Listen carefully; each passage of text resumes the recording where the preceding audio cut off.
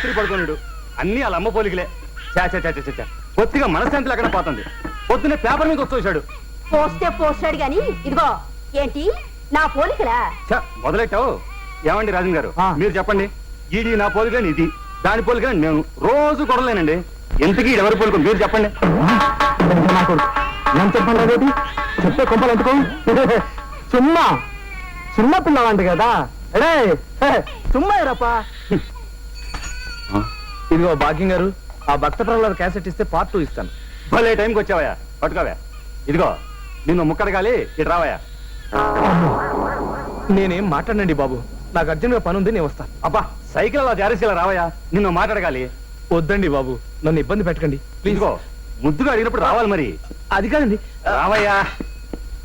ఏం లేదయ్యా, మా ఎదో లేడు, ఈడే మా చంటోడు.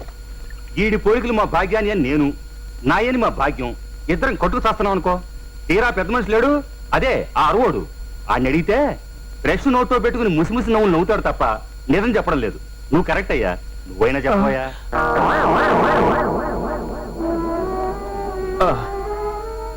నన్ను నన్ను నన్ను మీరు చాలా ఇబ్బంది పెట్టేస్తున్నారండి. పోలికి చెప్పమంటే ఇబ్బంది అంటాడు ఏమిటండి విడ్డూరం? చెప్పోయా. వీడికి తండ్రివి నువ్వే కాబట్టి నీ పేరే పెడదాం అనుకుంటున్నాను రాజన్. నా పేరు ఒకటే పెడితే పబ్లిక్ లో బాగుండదు భాగ్యం, కాబట్టి నీ పేరు నా పేరు కలిసేలా పెడదాం. మీరు అపార్థం చేసుకోనంటే చెప్తానండి.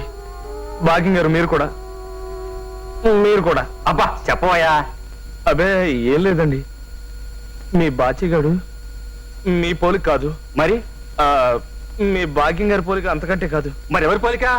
ఎవరి పోలికంటే ఏం చెప్పమంటారండి? కర్మ, ఆ రాజన్ పోలిక. ఏంటి అన్నావు? కట్టేది సచ్చినోడా.